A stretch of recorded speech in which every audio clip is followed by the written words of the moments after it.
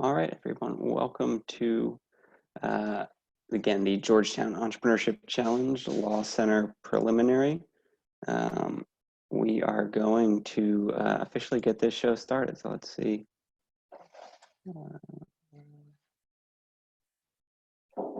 This should be working well. I think, can everybody see, see my screen?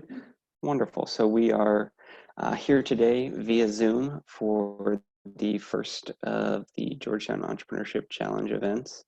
And here are, oh goodness, we're going to test how things work. Here we go. So we've got some amazing law student entrepreneurs that will be presenting their businesses this afternoon. We've got a very esteemed panel of judges who will be listening and watching the pitch videos that the students submitted in advance of the event. After we watch each of the pitch videos for 5 minutes, we'll then have 5 minutes of Q&A with the judges in order for them to ask questions, learn more about perhaps part of the business that wasn't fully covered in the presentation. And then we'll have a little bit of buffer in between each of the pitches to give the judges time to document their scores, as well as help troubleshoot any technical difficulties that may or may not arise as we figure out how to use Zoom for pitch competitions. So I appreciate everybody for joining today. I just wanted to go over a few things to keep in mind. First off, if you're not speaking, please keep your microphones on mute. We will be playing the videos and have a chance to listen to them. And then want to make sure that the judges can unmute, obviously, and ask questions. And then whichever student is presenting will be able to handle the questions and answers as quickly as possible so we can get to as many questions. There's a raise your hand function that we've gone over with the judges when we were hanging out in the green room before this show got started to kind of go over the functionality of how we can use Zoom. There's also the chat feature where folks can, there we go, I've got the chat up on my window now as well, where folks can type in questions during the videos. I'll be able to kind of serve as a moderator throughout the event today to kind of call on judges to ask questions throughout the presentations. And then the judges will have a Google form that they're going to fill out for submitting their scores. And before we go into the judging criteria, I'd love to pass it off to each of the judges to introduce themselves a little, provide a little bit of their background, their connection to Georgetown Law Center, and maybe some inspirational words of wisdom for the students pitching today. And after we go over the introductions, we'll start getting into the first pitch. So Mark, why don't you take it from here and introduce yourself? Thanks, Mike. I'm Mark Silverman. I'm an entrepreneur in residence at Georgetown. I'm an active angel investor who often takes a role in the companies he's investing in. I'm a graduate of the business school and the law school, though I knew the second day of law school, I didn't think I wanted to practice law. I thought it was a great background to have. And I'm very excited to be here to hear your pitches and your stories.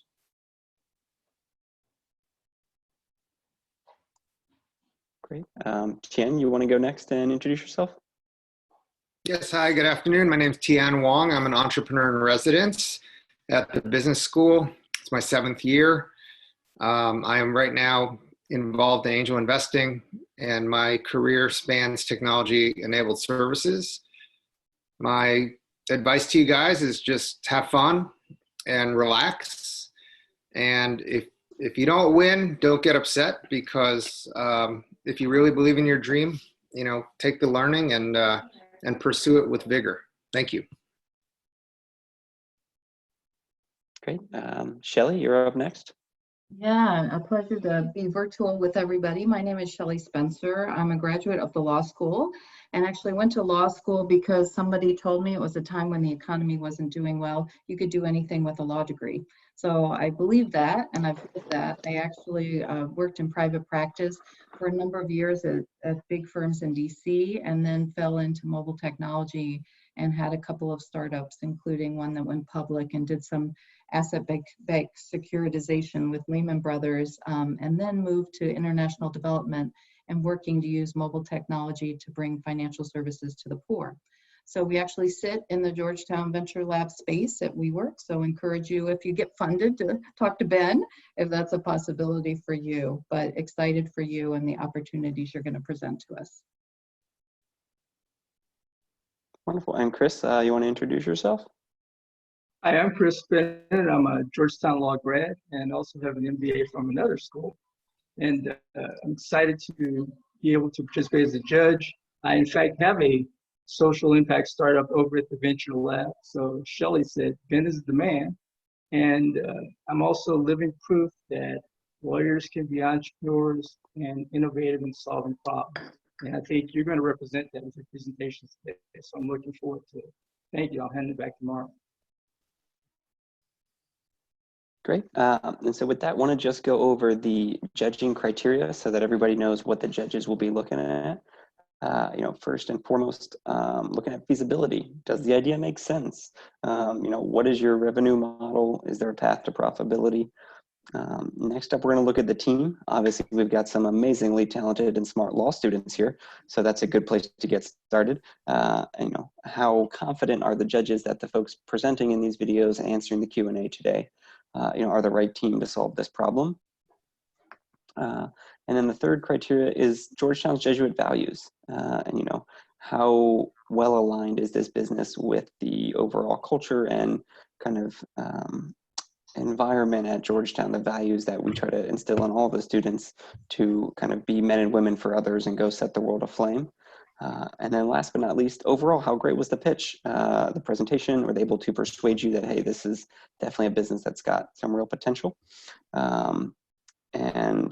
I think all of those criteria combined will allow the judges to give each company a score, with 40 kind of being a top score if you get a 10 out of 10 in each of the criteria. And so I'll pause for a minute here and see if anybody has any questions, comments, or anything before we get started. And David, if you want to maybe give Joshua Schoen a phone call to make sure that he is able to join, because he's going to be our first presenter. We scheduled him for 3:45. I don't believe he's here yet. And we do have his video we can play, but I want to make sure that he's able to join and be prepared for the Q&A after we watch the video.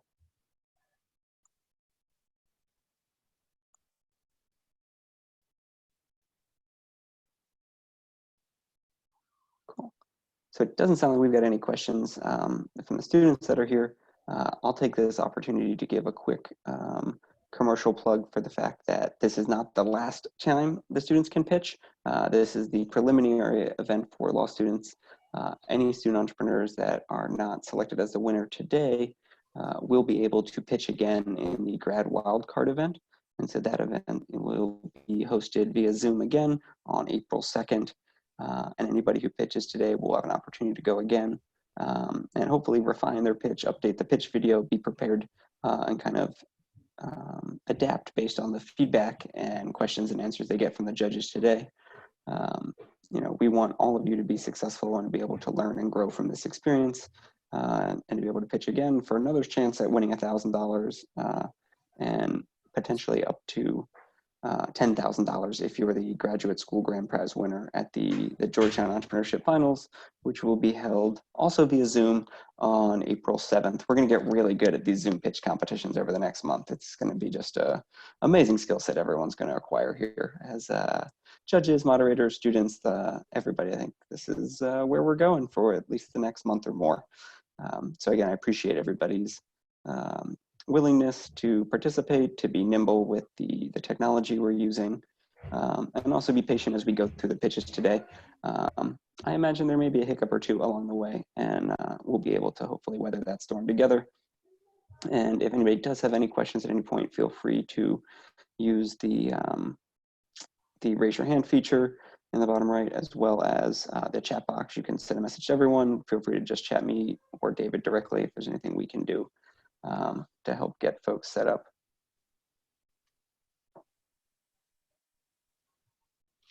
And so here is a look. I think everybody can see the schedule and kind of run of show for what we are getting ourselves into this afternoon.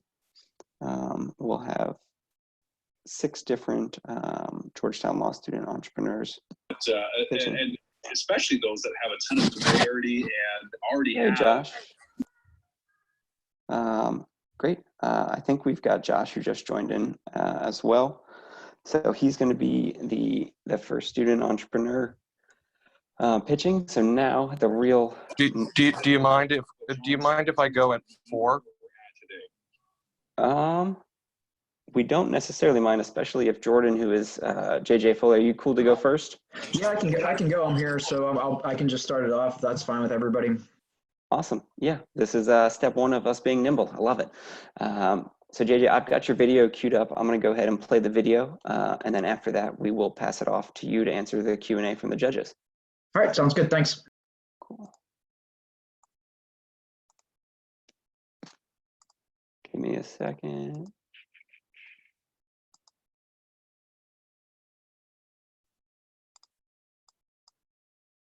Let me now reshare. I've got the video open.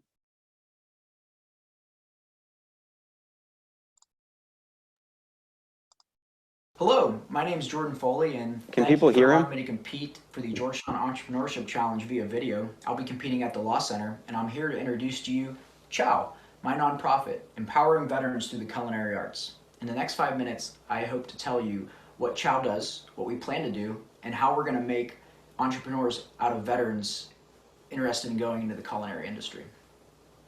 I understand the text may be blurry due to the video. I will send an executive PowerPoint along with it. We're going to start off with telling you who we are. We're also going to be playing some of our cooking videos next to it. We're going to teach you how to make cinnamon rolls, tacos, and also roasting your own coffee beans, all during the course of this 5-minute presentation. So who we are.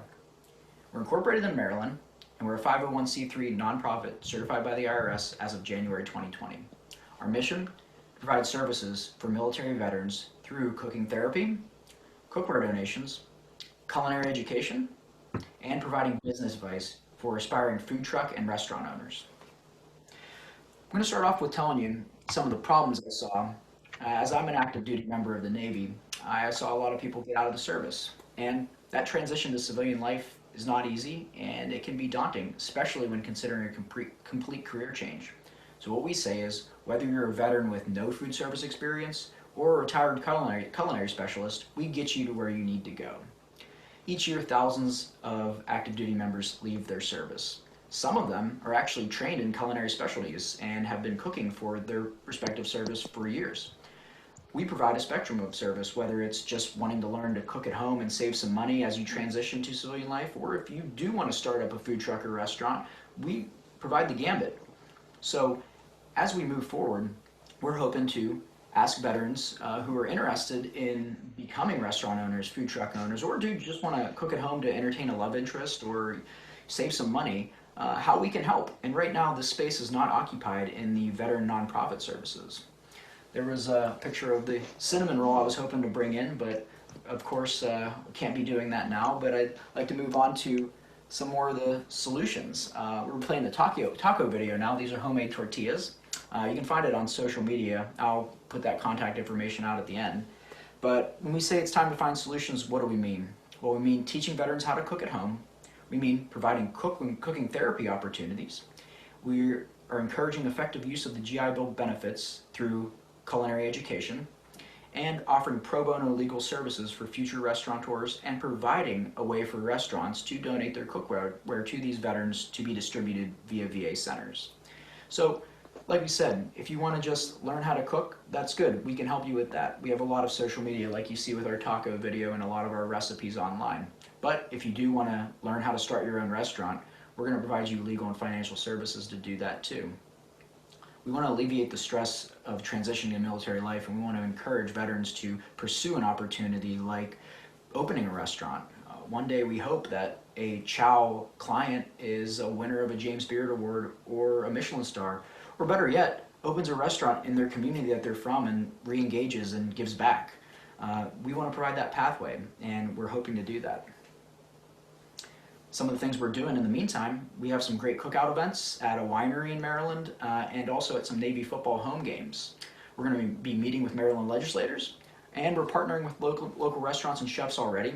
We're speaking to corporate donors, and we're building a social media and online presence. Our webpage will be active very shortly. So we're going to be building our base through those things I mentioned. We're going to also start providing consulting services to veterans. Those recipes, cooking classes, GI Bill advice, legal and financial services I mentioned. We're already setting up the supply chain for cookware donations. And we're about to start a proof of concept food truck, where we're going to buy and operate a food truck and allow veterans to cook in it and also go around town and cook for people for donations. So our ask is, are you on board? Tell friends about us, tell a veteran about us, visit our website, www.letschow.org, launching soon. Check us out on Instagram, @chow_nonprofit, and email us, chownonprofit@gmail.com. So we hope that this has been an informative 5 minutes. We hope that you learned a couple recipes, and we're also hoping that you will consider us to compete for the Law Center in the Entrepreneurship Challenge. In the meantime, I would like to just say thank you for being able to flex like this, and this is our contact information. I'll be sending it along. Thank you. Bye-bye. Awesome. Great job. Great job on the pitch. The floor is now open for the judges to start the Q&A portion. Hey, Jordan, it's Mark here. Question number one for you is team members. Do you have colleagues that are working on this with you?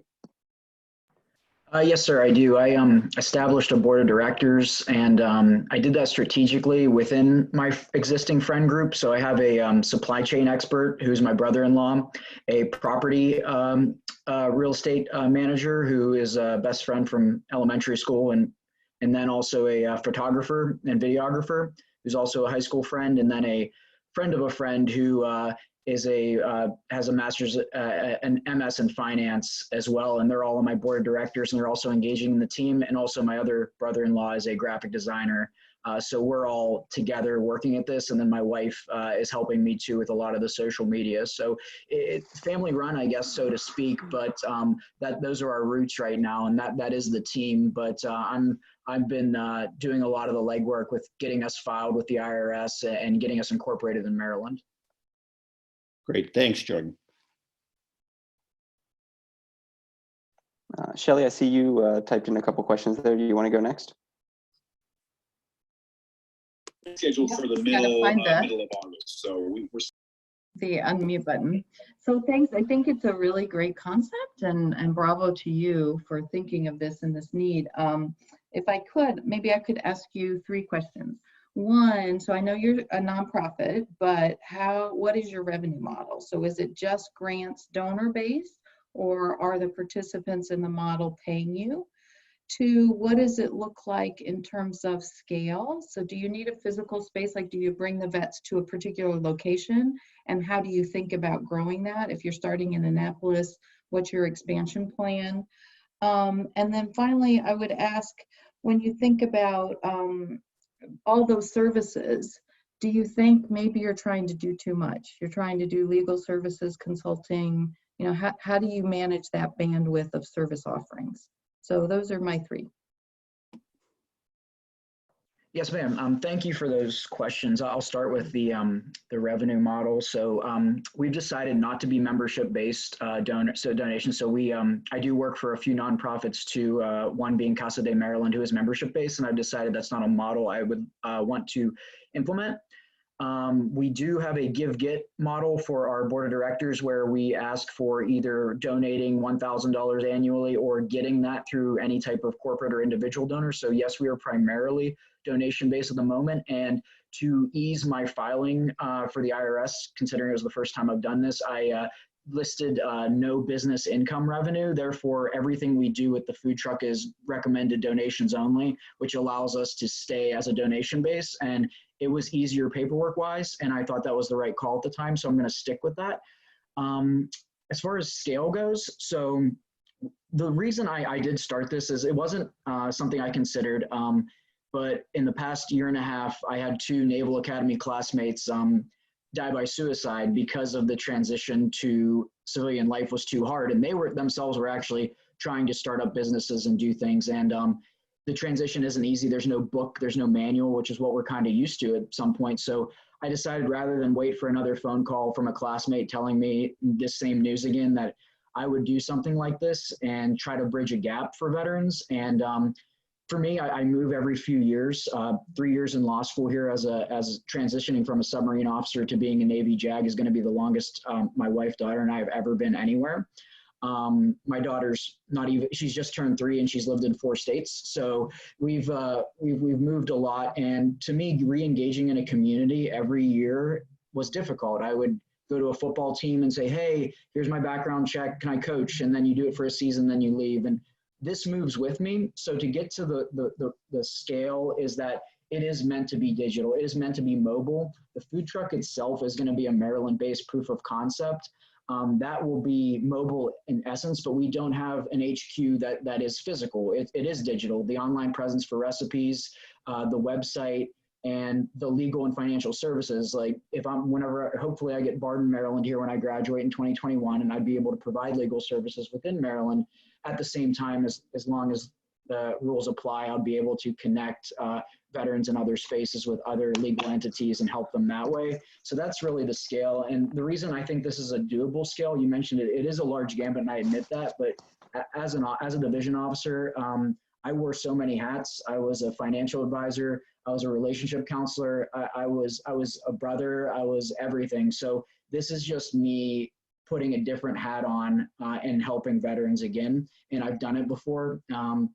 In fact, I've actually, this past week, I was accepted for an Eisenhower Fellowship, which is going to build on this. I'm going to Taiwan in November, if everything is still good, to study their Veterans Association and how they implement change and how they do have recreational farms and things like that for their veterans, and also learn a few recipes, hopefully, and kind of bring that back. So I'm investing in myself this way intellectually, and I think I'm just going to grow.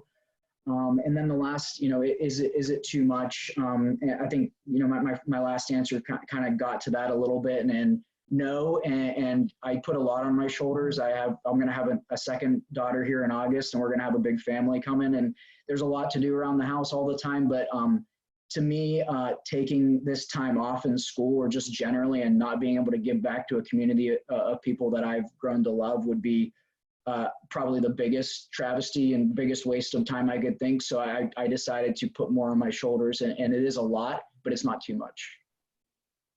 Well, good for you, JJ. Yeah, great answer. I'll pass it over to Chris next for the questions he's got.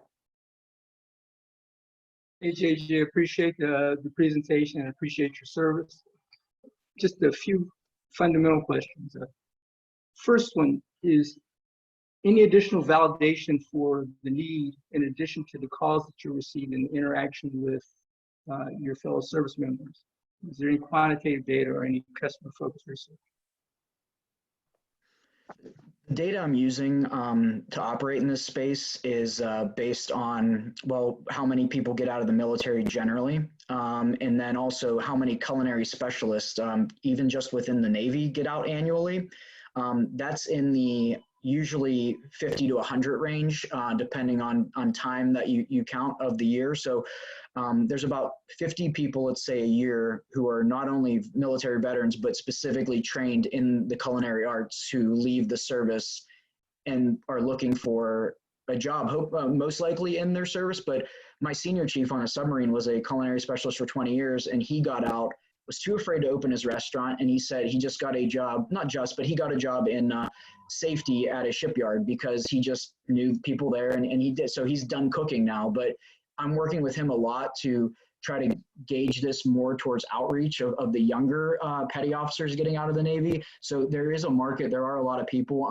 I don't have exact numbers, but I just know from rates of people leaving the service of what that will be specifically within the Navy, but then multiplying that too by other services too, it's much larger.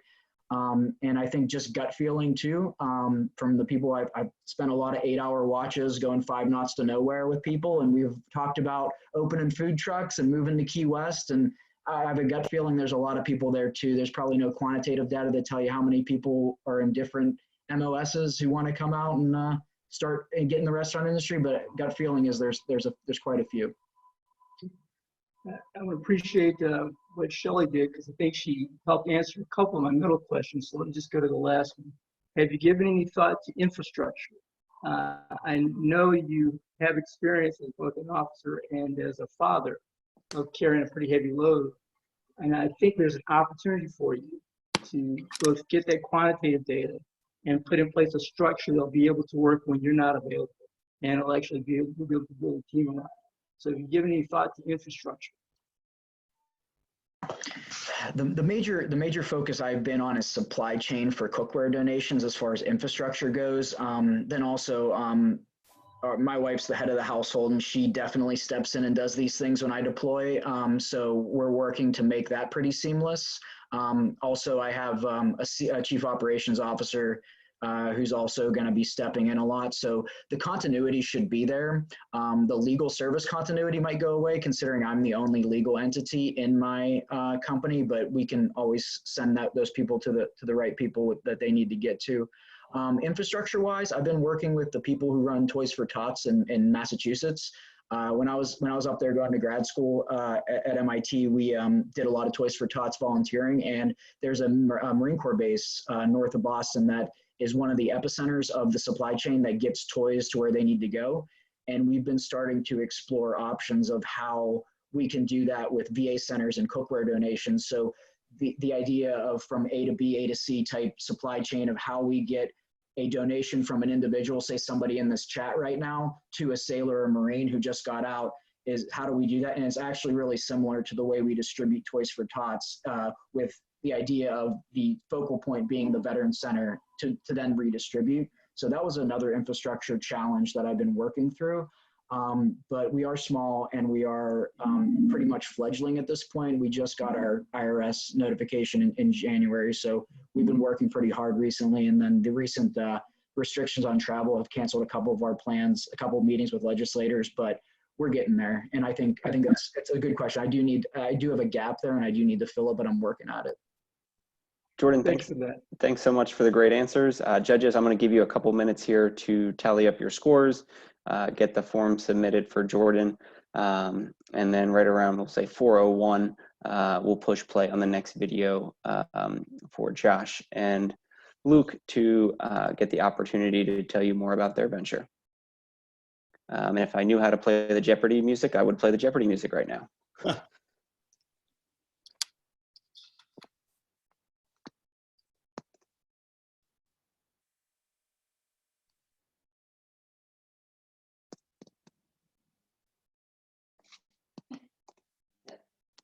Laura, I don't want to put you on the spot of what you have, but if I'm more are you going to transition to the other?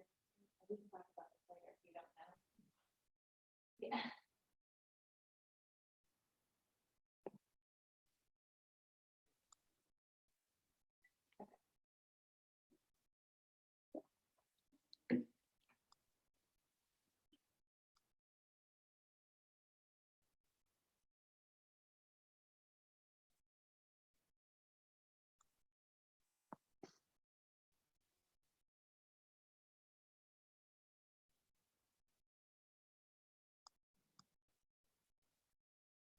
All right, let's see, we're going to go ahead and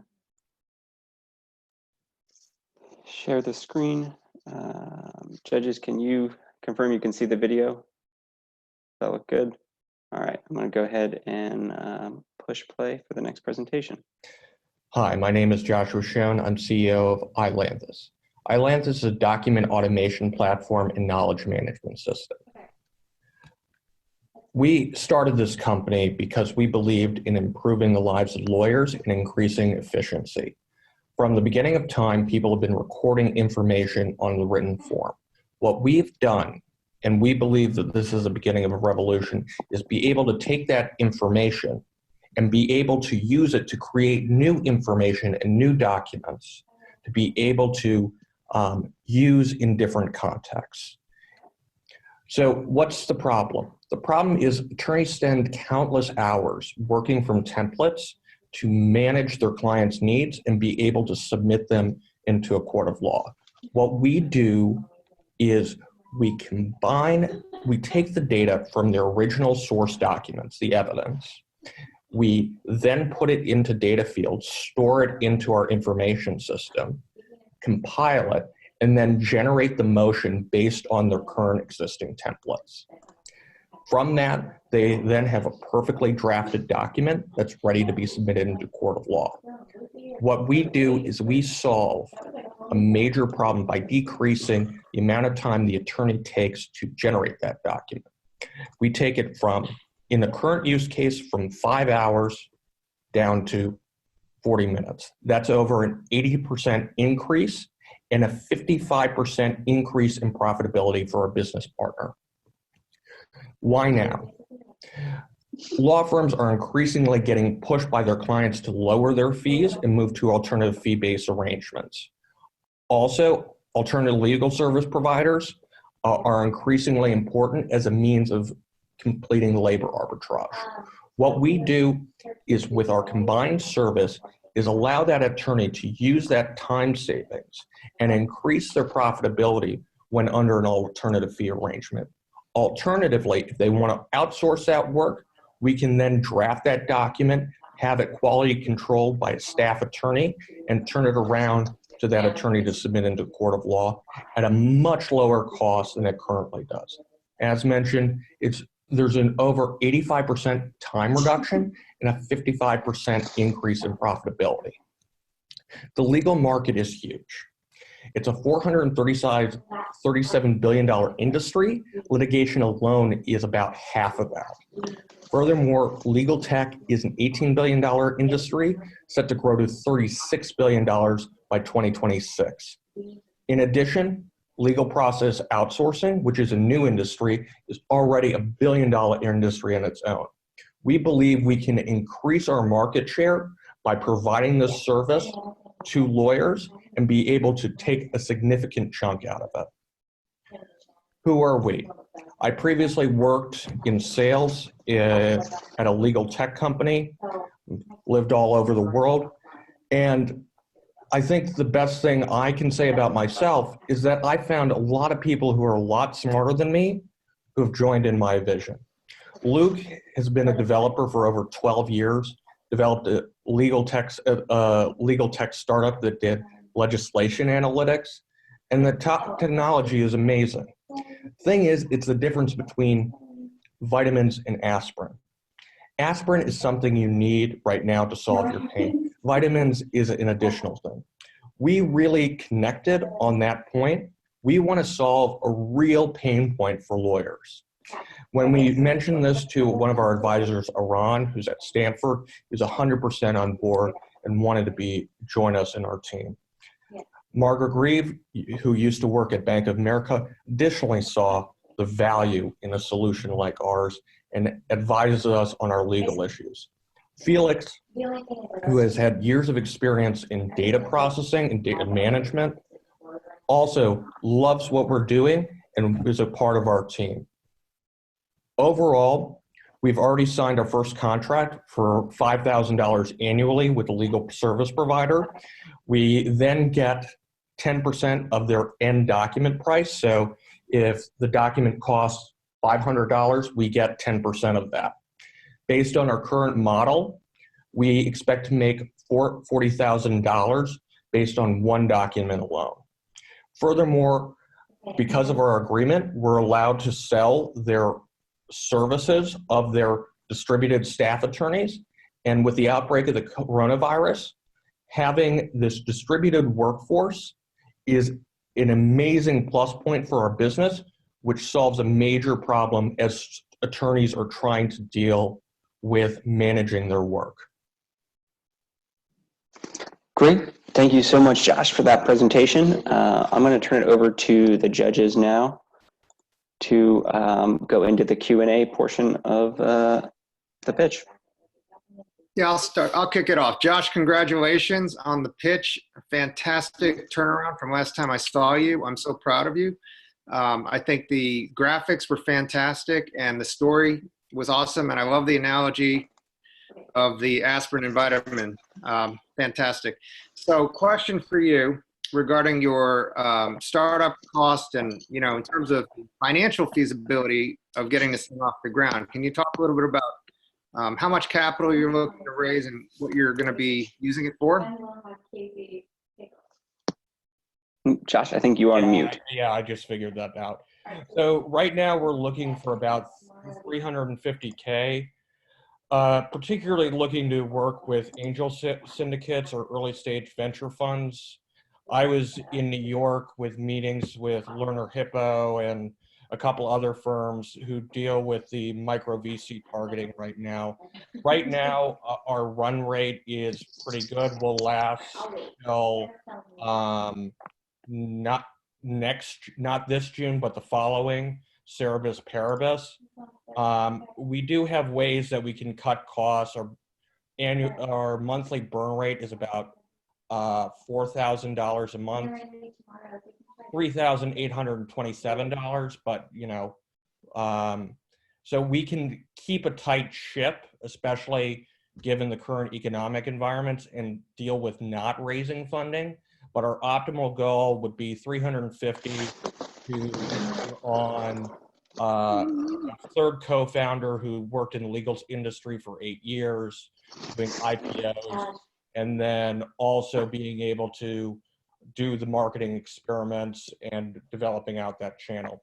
With $1,000 today, I think the biggest goal for us would be using that towards revamping our website. We started out in a different place with our business, and we need to reflect that with our website. So $1,000 goes a long way. But in terms of what we're looking for on financing, that's what we're looking for. And we're looking for really the right partners who understand the idea of CRM and enterprise software. Great. Mark, I see you've got your hand raised. We'll call on you next. Thanks, Mike. Joshua, 2 questions. Number 1, can you give us a glimpse of what the black box looks like in terms of what your machine learning and OCR technology does? And second of all, explain how you would manage the rev share that you're talking about with your clients and police that you're actually getting an actual 10% of the revenue that they're getting. Yeah. So if you want, I can. I know there's not a time for it. Probably immediately, I can show you what the software looks like if you're interested, or I can give you a link afterwards if that's helpful. That's great.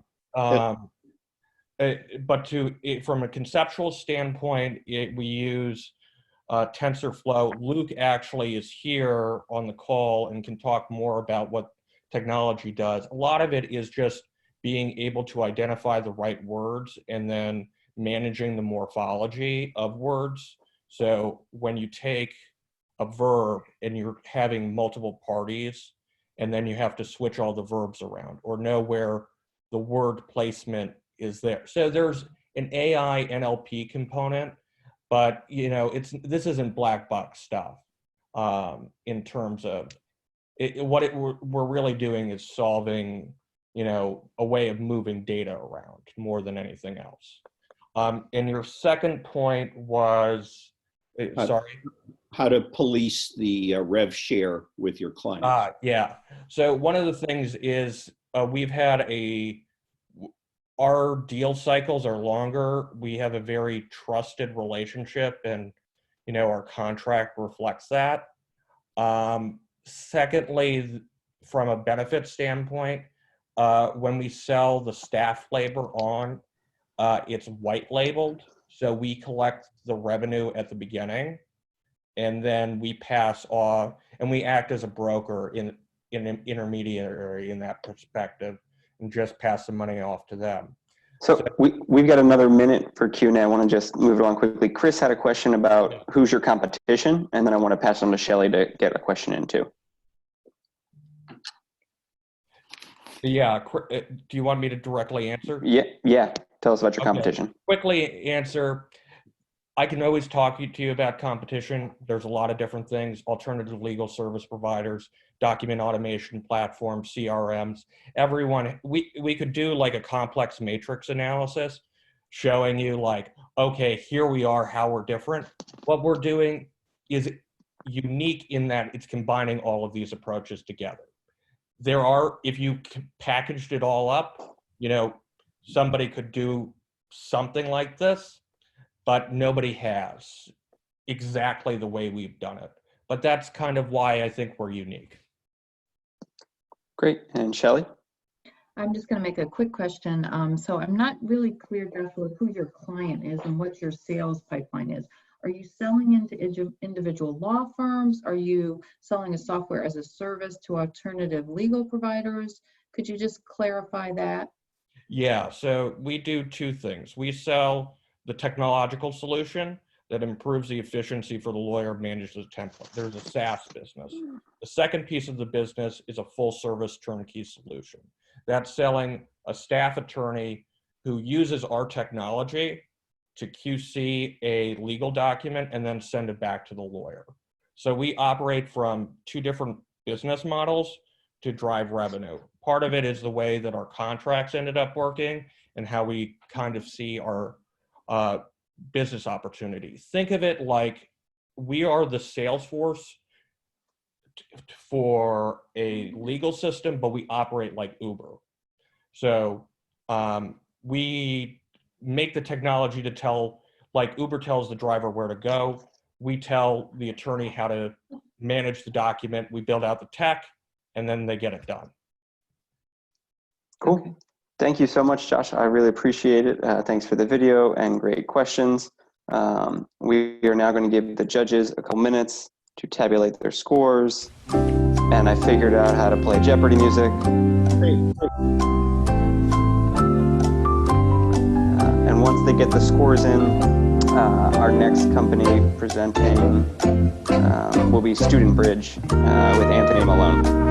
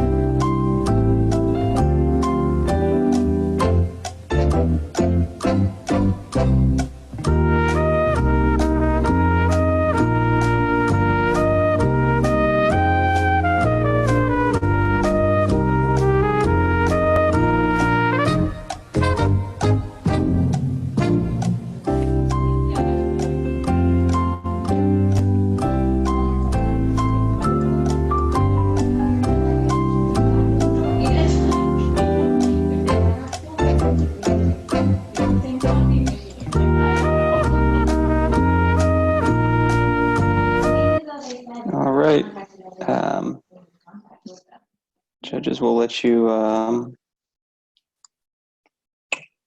think we've got. Hello, everyone. My name is Anthony Malone. So we're going to head on to the next pitch now with Anthony Malone and the Student Bridge. Hey, Anthony, great to see you. Thanks for joining. We're going to listen to your awesome video and then in about 5 minutes, open it up for Q&A. I'm a third-year law student here at Georgetown, and I have a solution to eliminate gaps in financing that college students experience. My inspiration for the Student Bridge came in the fall of 2018. I had a little family emergency and was flat broke by November. I applied for credit cards, traditional bank loans, and even a loan with my local credit union, all of which denied me. I was not denied because I have bad credit. I'm just a college student with very limited credit history. I tried to explain that in 2 months, I would be getting over $10,000 in a federal student loan refund. And I also showed my offer letter for summer employment, which would have allowed me to repay the loan I was trying to take out after my first paycheck. I was still denied. I was forced to scramble and take out an emergency loan from Georgetown, borrow some money from friends and family, and overdraft my credit union account. I wondered if my situation was unique, so I interviewed the Assistant Dean of Georgetown Law's Financial Aid Office. I asked how many students are receiving these emergency loans, and he told me that over 100 students, just law students, every single semester receive an emergency loan, with the vast majority taking out the maximum amount of $1,500. This year, they increased that max amount to $2,500, likely in response to requests for larger loans in the past. The assistant dean said there had never been a student who did not repay to his knowledge. Georgetown Law emergency loans aren't really advertised. I've only received one email in my 6 semesters at the school advertising these emergency loans. So I believe the number of students needing these loans is even higher than the 100 plus per semester. This also doesn't include students who are short on cash but haven't really experienced an emergency, because the loan application asks, what was your emergency? So the issue the Student Bridge is solving for really has 2 parts. The first issue that college students experience is that they have gaps in financing throughout their time in college. This could be the result of an emergency like unexpected medical bills or car troubles, or the result of a student just not eating enough ramen noodles and overspending a little bit. This results in students running out of money before a semester ends. I describe the student's financial issue as a gap because a student is only ever a few months away from receiving a significant amount of cash. They're always only a few months away from receiving their federal student loan refund or perhaps starting a lucrative summer job. That's why they only need cash to cover their costs for a few months. The Student Bridge solves this first issue by offering short-term loans ranging from 1 month to 1 year, with an option for the student to repay the interest and principal on the due date and make no payments during the term. I have provided an example for you here where a student would receive a Student Bridge loan on November 1st with a 3-month term and 20% annual percentage rate. The student could opt to repay the principal amount of $1,000 and the interest of $50 at one time at the end of the term on February 1st. This would likely be after they receive their federal student loan refund. Or, alternatively, the student can choose to pay the principal and interest in 3 equal monthly payments of $350 on December 1st, January 1st, and February 1st.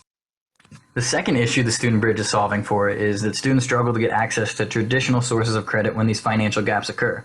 Not because they have bad credit, but because they have a limited credit history. If they don't have someone with strong credit willing to co-sign with them, then their options to get the financing they need are really limited.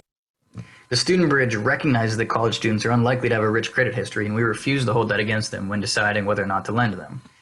We, of course, still look at the applicant's credit score to make sure there are no serious negative marks, but we also consider non-traditional factors like the school they attend, the program they're currently in, any degrees already obtained, and if they have offers for summer or full-time employment.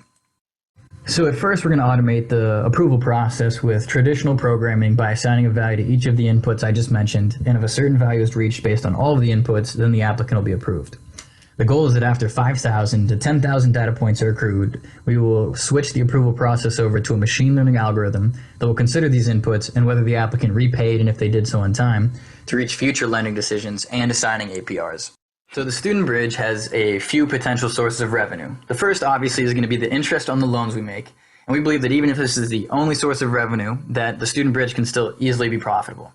The second potential revenue source that we will pursue is licensing consumer data in aggregate or individually, if, of course, we receive permission from the consumer. This could perhaps be in exchange for a slightly reduced interest rate. Our customers are high-value customers to other businesses because they are young, with many of which likely to be future high earners. The third potential revenue stream that we will pursue after gaining some traction is a partnership model where, when a student successfully repays a Student Bridge loan, they will automatically receive some bonus amount with our partner company in a money management or stock account. We believe this third potential source of revenue can be successful because these companies have customer acquisition costs that hover near $1,000, and they can cut these costs dramatically through a partnership with the Student Bridge. The Student Bridge would then receive some portion of the partner company's customer acquisition cost that was saved. Today, I am requesting $1,000 in funding that will go towards the creation of the Student Bridge website. With the website, we will be able to streamline and automate the application process, as well as set up direct depositing of funds into customers' accounts. Thank you all for your time, and I would be happy to answer any questions that you may have.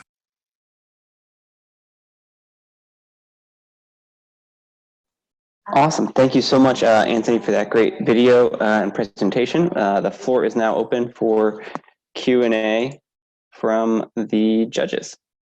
I'll start, Anthony. Good to hear about your project and its development since we last talked. Can you describe if you have any other members on your team who are helping you in this effort? Yeah, can everybody hear me okay? Can everybody hear me okay? Or? Yep. Yeah, okay. So as of right now, I currently have two advisors, two tech advisors, both in computer science, one at Booz Allen, the other at Capital One. And they're the ones who are helping me plan for the website creation and the algorithm creation and data capture policies. And then the other person who's going to be on my advisory board is going to be the assistant dean of Georgetown Law's financial aid office. I'm currently looking for a full-time CTO, and whether or not one of my two advisors ends up taking that role is left to be seen, but I'd like to fill that position over the next few months here. Great, thanks. Sure. Shelley, I see your hand up. You want to go next? Yeah, thanks so much. One, I think you've really hit a need. I see the demand, and I think I felt it when I was at the Law Center, so I wish you were there then. But I wanted to ask, it's great you're a 3L, because what's the regulatory requirement? Like if you're a lender, how do you think about it? And state regulation, so that's one. And then the second thing is, so to on-lend, you need a source of capital, right? So where are you gonna get your pool of capital to make these loans? Great. Thanks for the questions. So I spoke with Lawrence Platt, who's a partner at Mayer Brown in commercial lending, and I asked what might be some obstacles I would have to overcome. And he said there's two laws that I need to keep an eye out for. One is the payday lending laws, and they just essentially set caps at how much interest you can charge on these short-term loans. Arkansas is an outlier at 17%. That's the lowest by far. And the rest, for the most part, fall into two buckets. One is either a 36% cap, or the others don't have a cap. The other thing I need to keep an eye out for is to make sure that I don't discriminate against protected groups when making lending decisions. Obviously, if we were manually reviewing all applications, that wouldn't be a concern at all. But since we're automating the process and we're going to turn it over to a machine learning algorithm, that may be a bit of a concern. I reached out to the Georgetown Law Tech and Policy Institute for ways that we can work against that. And I'm also talking to my tech advisors to make sure that that doesn't become a reality. To your point about funding, so I think personal savings along with the family and friends around, we can get between $50,000 to $100,000 in financing. And then we're going to target angel investors and early stage VC funds for $500,000 to $1 million round. And then once we gain some traction and hopefully set up some partnerships for distribution, we'll do a Series A and simultaneously hopefully open up a credit facility so we don't over dilute ourselves. We also, we're considering securitizing and selling some of the loans. Obviously that would be difficult for the more short-term loans, the 1 to 2 month loans, but the loans that are 3, 4, 5, 6 months plus loans, I think we could securitize those and sell those if we show that the default rates are pretty low.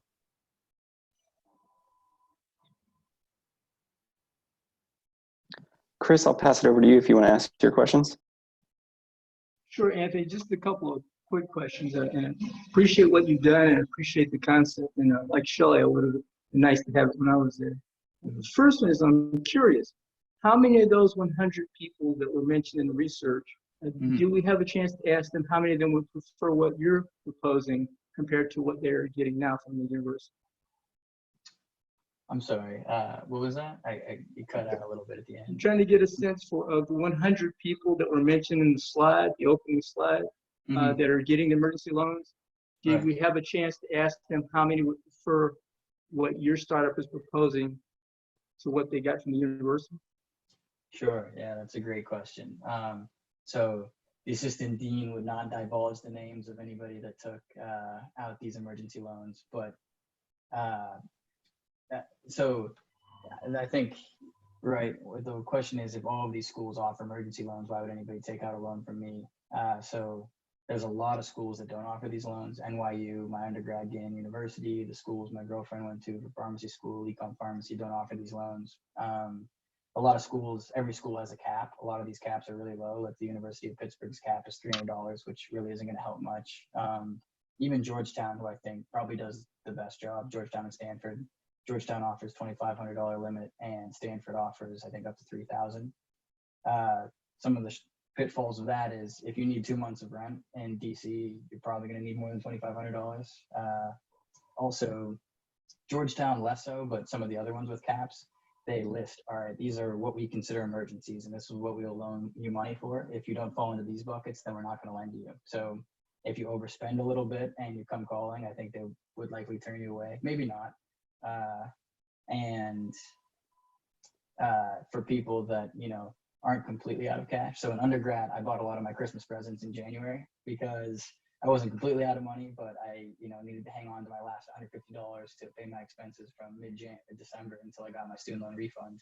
I think there's a lot of students that would pay some fee to get like $1,000 advance a month early, and they obviously wouldn't fall into that emergency loan bucket. Thank you for that. That answered both questions. Thank you. Yeah, absolutely. Thank you for your question. We'll pass it over to Tien for the next question. Hi, Anthony. Great job. Two quick questions. One is your go-to-market strategy. You mentioned partners, right? Mm-hmm. Yep. But you know, your initial go-to-market strategy? What does that look like? Is it strictly Georgetown, or is it strictly law schools locally, whatever? And then, what's your bigger vision for this thing? I mean, you're making $50 a loan. These things churn every 12 months. You're on a treadmill, right? You need to get more and more loans and make yourself sustainable. So, you know, what's your vision for this thing, and how many loans do you need outstanding in order for you to be sustainable, or dollar amount of loans outstanding? For a break even, sure. So I think we're going to be entirely online. We're going to automate the approval process. So our overhead is going to be pretty low. Our biggest cost is going to be personnel salaries. And so let's say it's myself and a CTO, we're paying ourselves $30,000 a year. We have $500,000 under management. We loan that all out at a 20% APR. So we think our default rate is going to fall somewhere between the national average of 10% and SoFi, who targets, you know, people from good schools with high retention rates and high starting salaries, which is at 3%. So we'll say 8% default rate. So I mean, at 12% every single year, we would break even if we had $500,000 under management, or just about there. Our distribution model, I think the gold standard is absolutely going to be partnering with the schools themselves. If financial aid offices are sending emails, then that would be incredible. Keep our costs really low. We would offer probably a discount for partner schools. I think that would be really easy for the schools that don't offer emergency loans right now, because it really fills a need. I think even the schools that do offer the loans, there's a reason they don't advertise. This is taking away money they can make in grants and scholarships, and you know, or use internally to improve internal systems. So if we were to offer the right rate, maybe they would scrap their emergency loan program to partner with us. If we can't partner with the schools directly, we could partner with you know, the school's credit unions or large student associations that likely have a large group of people that could need these loans, like First Generation Student Association. And then we'll also do some direct-to-consumer marketing. We know exactly who our end user is going to be, so tailoring our Google ads and our Facebook ads wouldn't be all that difficult. We just need to make sure that the spend isn't absurd, because the lifetime value of our customer, like you said, isn't going to be all that high. They may take out 2, maybe 3 loans with us. And if we haven't tapped into the partnership revenue model or the licensing of user data model yet, then we need to make sure that our ad and marketing spend isn't too high. Great job, Anthony. Thanks for the thorough answers. We're going to take another 60-second break, let the judges get their scores submitted here, and then we'll go into the next presentation with Aaron and Just Bud. Great. Thank you, everybody.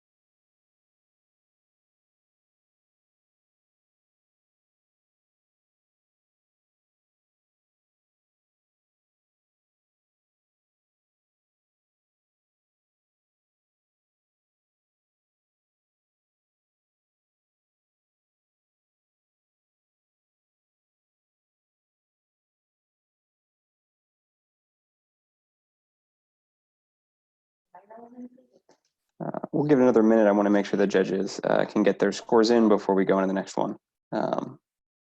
Thanks.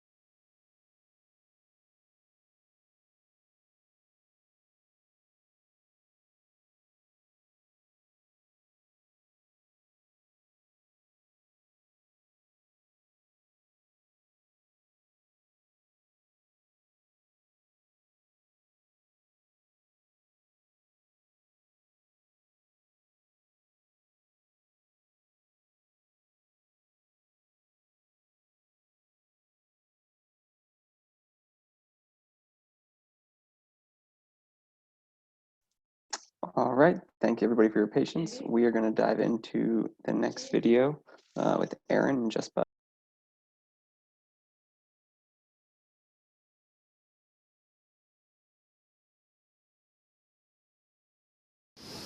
Good evening. My name is Aaron Bray. I'm a recent graduate of Harvard Law, and I'm a current LLM student at Georgetown Law. My company is called Just Bud, the Uber Eats of legal cannabis. Back home in Massachusetts, where I'm from, cannabis was recently legalized. And for the next 2 years, only those companies owned by those adversely impacted by the war on drugs will be eligible to deliver recreational cannabis to customers' homes legally.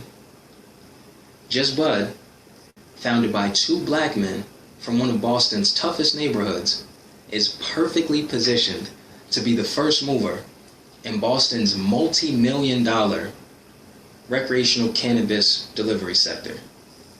And what will distinguish Just Bud from our competition is our commitment to social justice.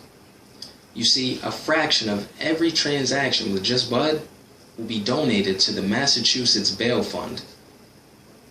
Now, that elevator pitch that you just heard is the very pitch that won Just Bud first place in Georgetown's rocket pitch competition 2 months ago. But I'm far from complacent. In fact, I've spent the last 2 months working nonstop to prove that the judges made the right decision that night.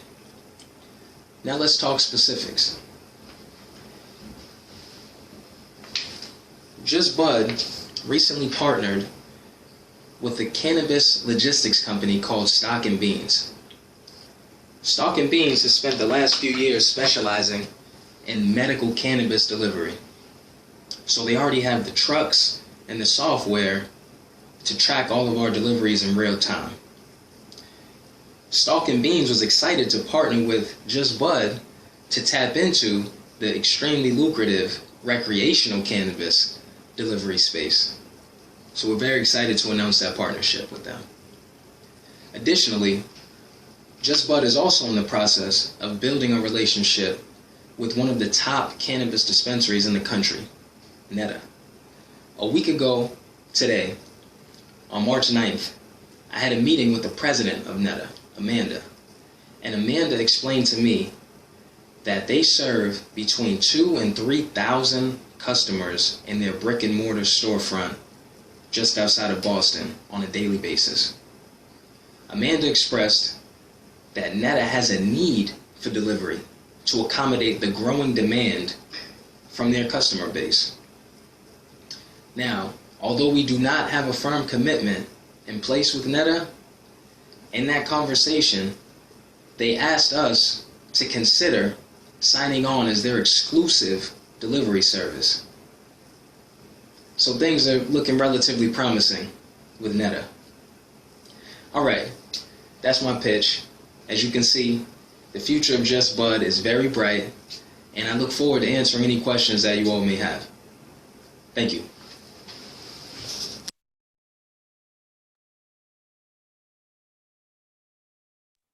All right, thank you so much, Aaron, for the great pitch video. Delighted to have you here for the Q&A portion. And I will pass it over to the judges now to begin the question and answer.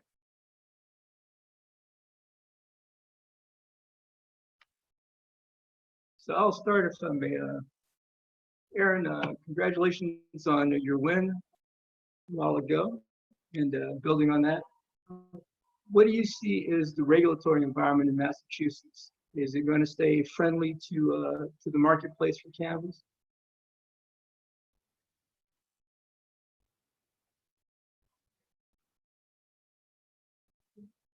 I'm not getting the audio.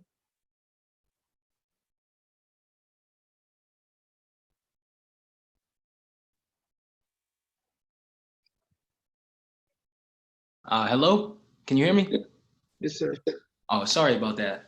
So to answer your question, what do we anticipate? Do we anticipate the regulatory environment continuing to be friendly to the cannabis space? The answer to that question is yes. So the legislature recently made it their mission to bring some equity to the cannabis space. So it was a very successful first year for the cannabis industry in Massachusetts. They grossed over $400 million, and it brought in a lot of good tax revenue for the state. And so a lot of legislators were excited about that. But what they realized is that there weren't a lot of people of color. There weren't a lot of people that were from communities of disproportionate impact that got to take part in that success.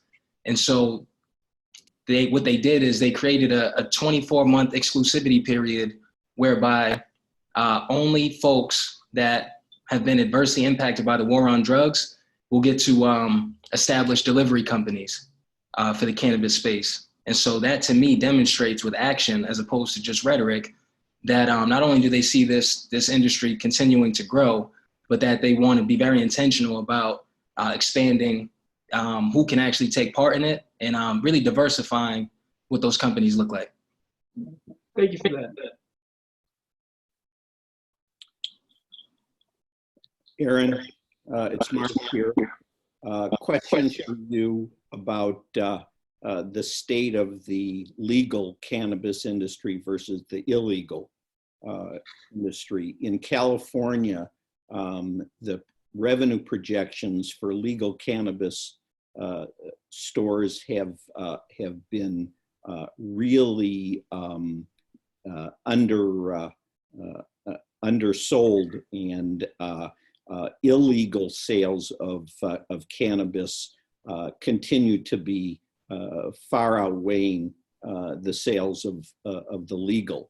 Are you experiencing any of that in Massachusetts, or is this a single state phenomenon in California? Thank you for that question. Yes, we are experiencing that in Massachusetts. The black market is still alive and well. By estimates from folks that are in the know, they believe that 80% of cannabis sales in the state of Massachusetts are still done on the black market. And so a lot of folks view that very optimistically, in the sense that if the state was able to do 400 million, only tapping into about 20% of the market, then a lot of folks view it as room for optimism, because there's a lot of market share to tap into. What the folks in the industry are saying, a lot of the dispensaries talk about the fact that they've really tapped into the share of the market of folks that don't want to deal with the black market. So boomers, baby boomers are some of the biggest demographic that they see in dispensaries.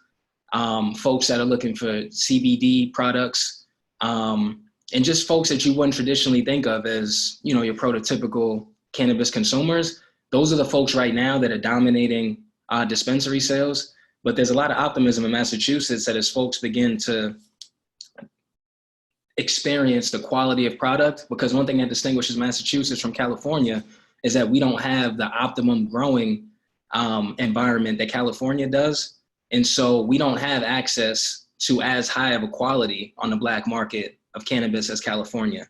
And so what customers in Massachusetts are experiencing is a vast improvement in quality when they shop at a dispensary. And so there's a ton of optimism in the fact that although the black market is still booming,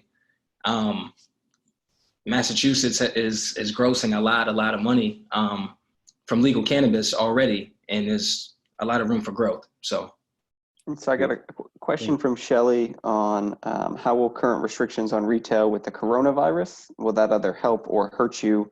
And then after that, we'll kick it over to Tien for his question. I think overall it will help in the sense of, in general, I think folks are becoming a lot more comfortable with having things delivered to their doorstep, and they're a lot more interested in convenience. And I think, you know, given the recent projections, it seems that this pandemic is going to stretch for the next possible year to 18 months, that we might see more widespread restrictions on public gatherings. And as I said, the company Neta that we're in talks with, they do between 2,000 and 3,000 customers in their storefront a day. And so I think having a delivery service for them would really be beneficial during these times of, you know, pandemic with the coronavirus, because it would alleviate folks' need to be gathering with many, many people. So I think it will help.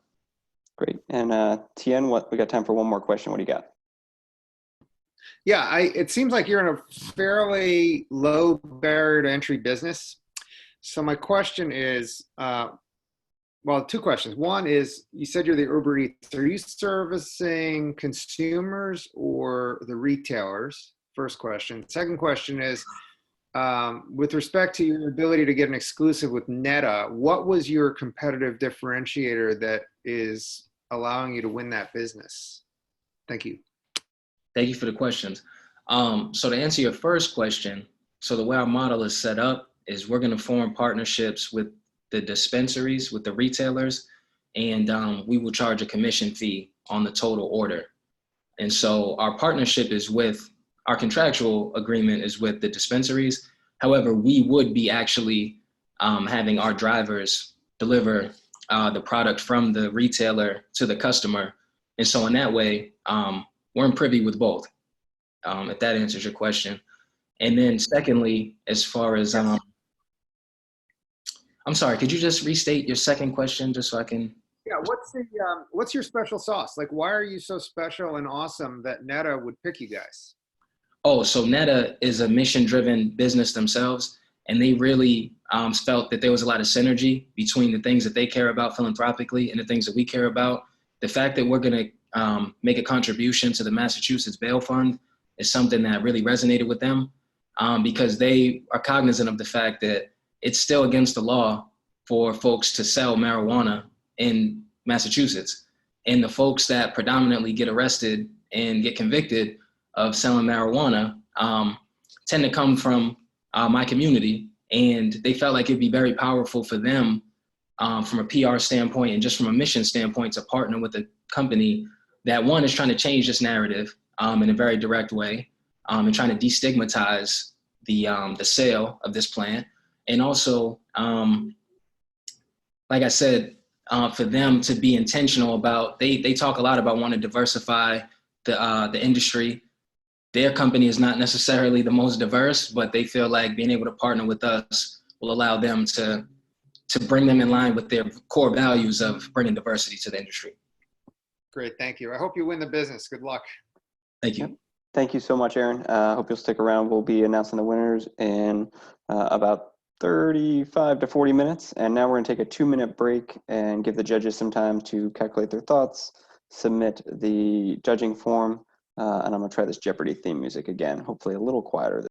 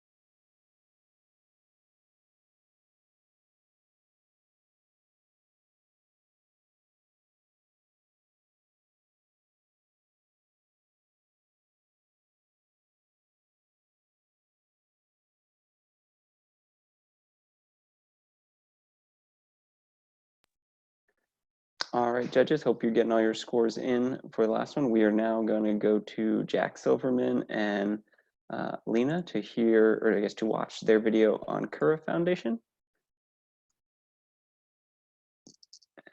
Thanks, Mike. There we go, start from the beginning. Good afternoon. I am Jack Silverman. I'm a third-year law student at Georgetown University Law Center, and I am involved with the venture Cura Foundation. I'm first going to explain what led to starting Cura Foundation, then explain the need, and finally, how we plan to fix the issue. During the summer of my first year of law school, when I worked with the state's attorney of Cook County, which is Chicago, Human Trafficking Division. During my summer, I worked alongside lawyers who were representing trafficking victims to obtain some level of closure in punishing the people that hurt them. It was extremely eye-opening for me to see how prevalent the human trafficking crisis has become. There are an estimated 20 to 30 million slaves in the world today, but the data is not easily transparent. In fact, I sat in on several interviews with police officers that did not even know human trafficking was even a crime in Chicago, Illinois, which is crazy. I came in contact with countless trafficking victims, and what became apparent to me is that these victims were not just losing their sense of security, but they were losing their sense of self-worth and critical skills that leads to employment. Not only vulnerable individuals subject to horrible treatment, it is very difficult.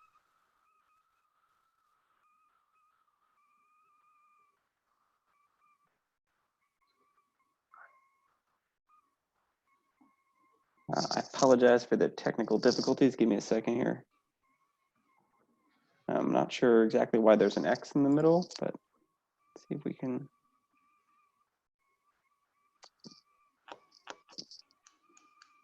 Get this plan. Give me 1 second. Try reloading the page, maybe? Yeah.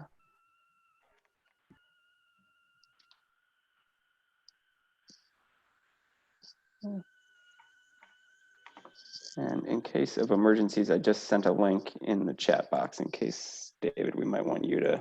Individuals subject to horrible treatment, it is very difficult for them to get back into the workforce and live a normal life. I was looking around for a startup to work with, and I met Lena, who started DeFaro. DeFaro is another startup, which is they make date spread, and they hire vulnerable women, including trafficking victims and refugees in the DMV area. When I met Lena, she also noticed that their vulnerable employees lack basic life skills that prevent them from flourishing in the United States. These issues range from personal finance all the way to inability to make eye contact during interviews. These victims are often young and uneducated, whether they come from a foreign land or broken household. For some background on Lena, she's a former master's student at Georgetown who was working at the World Bank as a consultant until she started working at DeFaro. Lena was born in Albania, a highly trafficked country, so she also knows firsthand experience with trafficking victims. Lena and I started to create an educational service for these vulnerable women called the Cura Foundation. The first step, which we are working on now, is the educational app. The Life Skills app includes modules on issues such as early childhood education, financial literacy, early childhood education, women's rights, health and hygiene, and more. The issues are being translated in various languages, including Arabic, Spanish, Albanian, and French, and is distributed free of cost to NGOs and organizations assisting vulnerable women. On the back end, the app is collecting demographic data like gender, educational level, family composition, which is based on zip code, and completely anonymized, of course. That information will be sold to government and other service providers to ensure the sustainability of the app. Lena has a technological background, so she works with how the app itself runs, while I do more of the legal work, including filing an articles of incorporation, tax forms, so you can get a 501c3 tax exempt status with the IRS. I've also been working on modules that teach victims their rights as Americans, including the Fourth Amendment, search and seizure defenses, freedom of speech, and important immigration laws. So the second step is not the app, it's called the apprenticeship, which is hands-on personal development. We hope to have in-person classes to learn soft skills, such as interviewing techniques, do not translate through the app. We also have making apprenticeship online for those who cannot make the classes where they are held when. So if we would be so fortunate to win the $10,000, we would be able to scale our app-based life skills program to 500 people a month for a year. At a cost of 5 cents for a new user, develop a back-end data collection program and host for a year and run a full apprenticeship program and remote for 4 classes for 10 people each. Thank you so much for your time and the ability to pitch to Georgetown today. We really appreciate it. We're really looking forward to hearing any questions you may have, and I hope you are staying healthy and safe. Thank you again. Great, thanks so much, Jack, for the video. The floor is now open for the judges to start the Q&A portion. I don't talk that slowly in real life, by the way. Jack, if I may, just a quick question. It's a great presentation, and I love what you're doing. Remind me to introduce you to someone who was actually human trafficked herself by her father, and she started a foundation. She's doing some legislative work in Virginia. Should be a great good introduction. I'm curious about your funding model, though. I did hear that there'll be some sales to government and other sources. Is that the only source of funding that you're going to have, or going to seek donations, or how exactly would it work? Right, so Lena's actually more into the finance than I am, so she can discuss this as well, but we are also receiving grants or applying for grants. So it's kind of convoluted, but Lena has another company where she sells date spread, and the date spread's helping to fund the classes themselves. I can chime in on that. So exactly how Jack mentioned, what we did is through the private sector partner, the Faro, rerouting part of the funds to actually create the programs. So the entire course material that has been already created was through the Faro funds directly, and as a way to have a proven pilot. But as we scale on the back end, we collect anonymized data, and that will be resold as a subscription model to government or local service providers on one end. And on the second side, we're also exploring potential AI and blockchain integration, so that when a user takes, for example, the financial literacy course, can we actually through blockchain perhaps see if they did open a bank account or a savings account at PNC or Capital One or whatever other bank that might be convenient, and add that as an additional revenue stream. The third aspect is to create incentives for the users to actually complete the course, is creating a sort of coupon model where, let's say, for every course successfully completed, they get 50 cents from CVS, and there can be, and which is partially funded by the government, partially funded by the private sector, and integrate commercials into that. So that would be like the third phase. Well, thank you for that response, Jack and Lena. Thank you.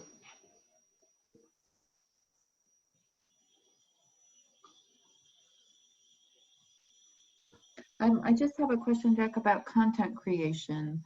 So do you already have all the content available that you need? Are you still incurring costs for that? And how do you deal with bilingual and translation into different languages? So we are at the finishing stages of the app itself. We're still creating additional slides and additional things to learn. In terms of translating, I think Lena can actually take that one, but we have a group of people that are working on translating. I only speak English, unfortunately. I'm kind of embarrassed about that, but we have people that it's more of a manual process right now than the coding process, I think. Yeah, and as Jack mentioned, so we have the languages that are being translated through a network of volunteers. The Spanish app is practically done. It's missing just one module, and it's ready. But through a network of refugee support volunteers, as well as partnerships through the ILO, we've managed to do that translation process.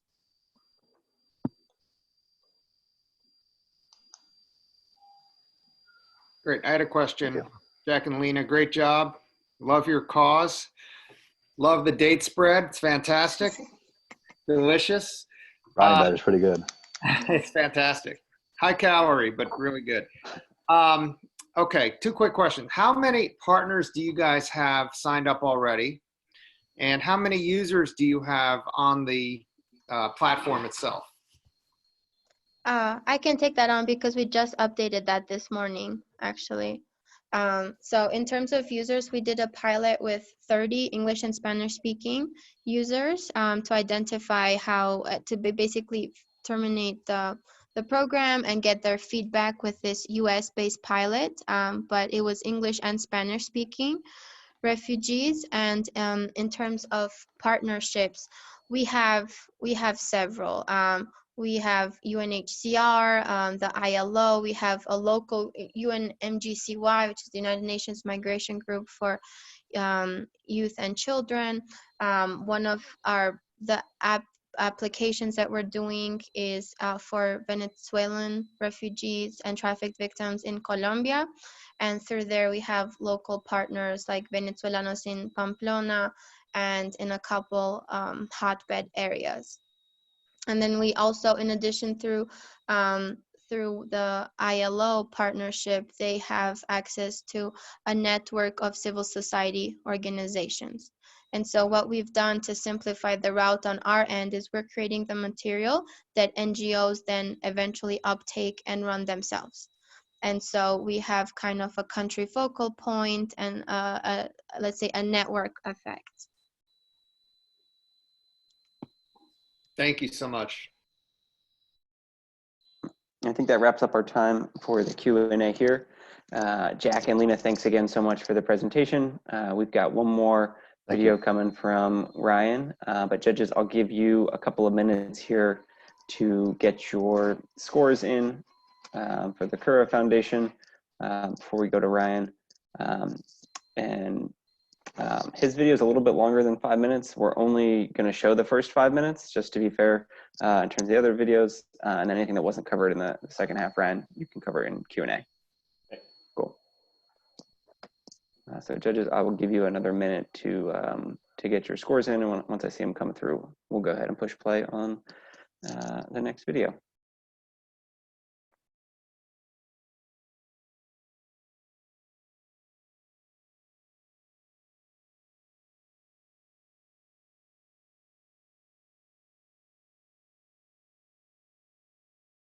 Hey, Mike, do I go back to the link from the email to fill out my forms, or did you send a link which I now can't seem to find?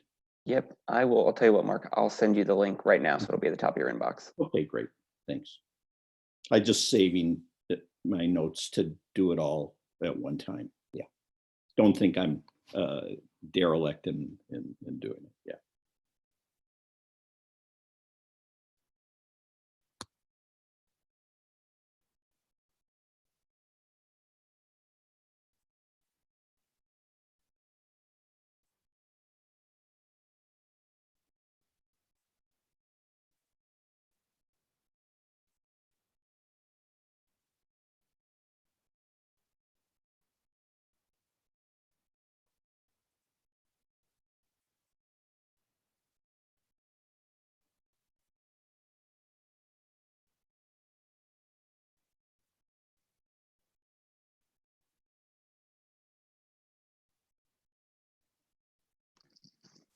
Great. So thanks again, everybody. Mark, I just sent that email to you, so it should be in the top of your inbox. Thank you. And we are going to dive in to our last video here with Ryan. And let me just get the screen share up for Police for Tomorrow Fellowship Program. Thanks, Mike.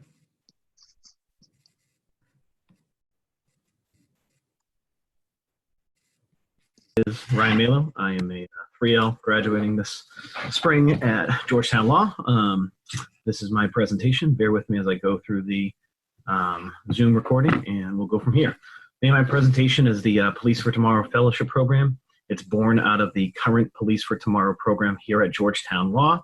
The program currently partners active officers with a law school class as they explore ways to improve policing by bringing those officers in for different talks and different discussions. And the students from the law school class also go to the police academy and host discussions there.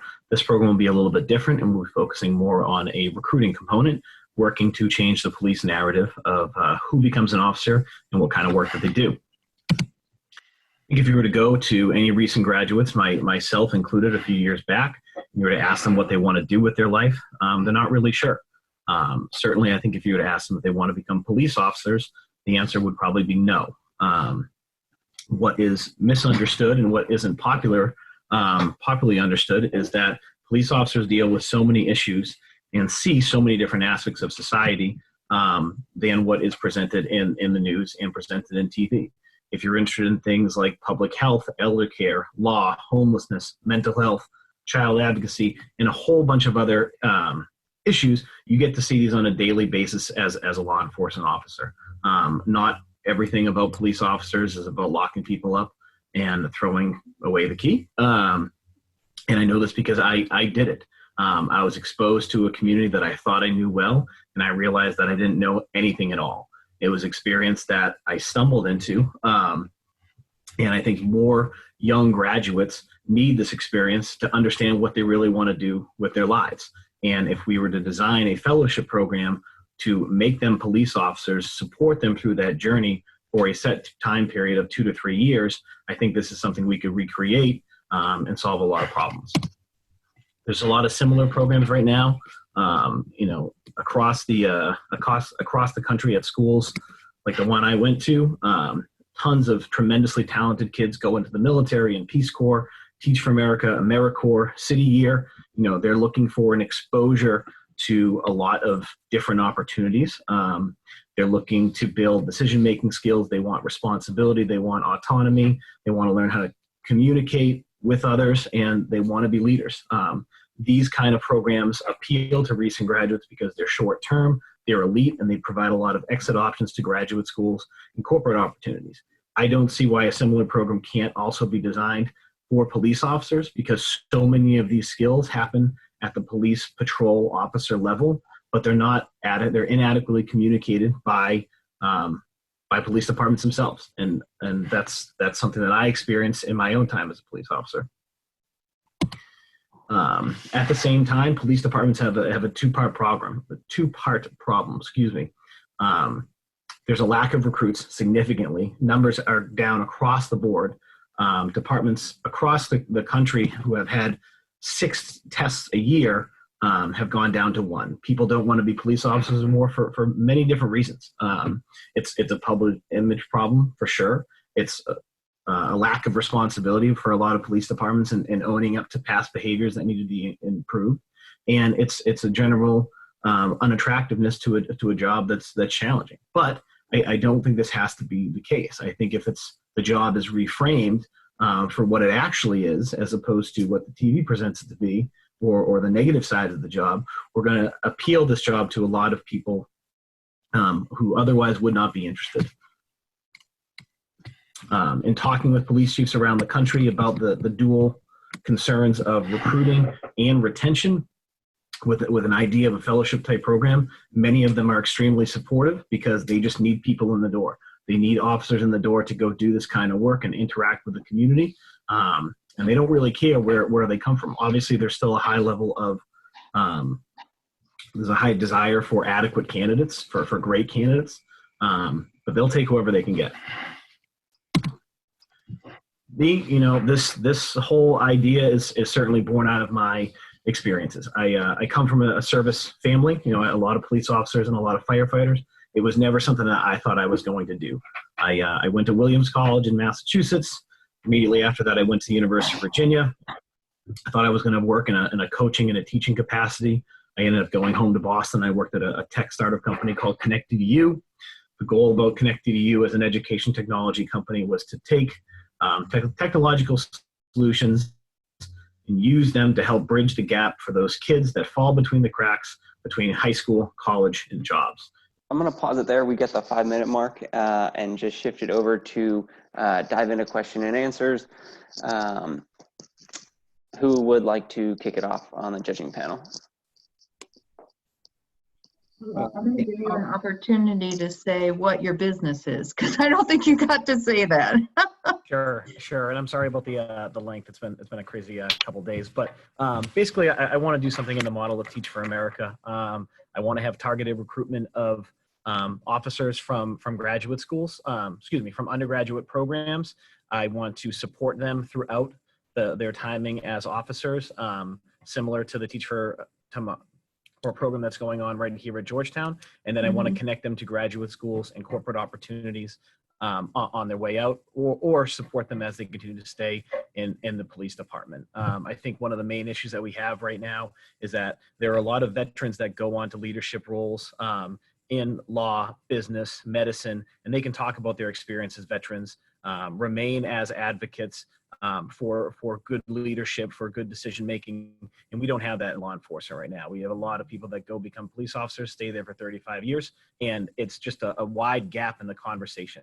I think if we pitch this job as it really is, which is a community multi-tool, these kind of kids that are coming out of school can work in these jobs and then go on to pursue their interests and still remain as advocates for what policing really is, what it really should be, and just strive to a higher standard to improve departments as they exist right now. My view of police departments is that they're an incubator for urban solutions. You go there, you see it all every single night.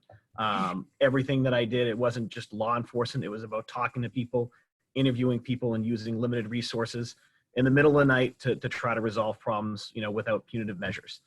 That's something that I've used every day here in law school, and I want to share that experience. So Okay, I'll sorry pass it over to Chris, because I think I jumped over him. So sorry, Chris.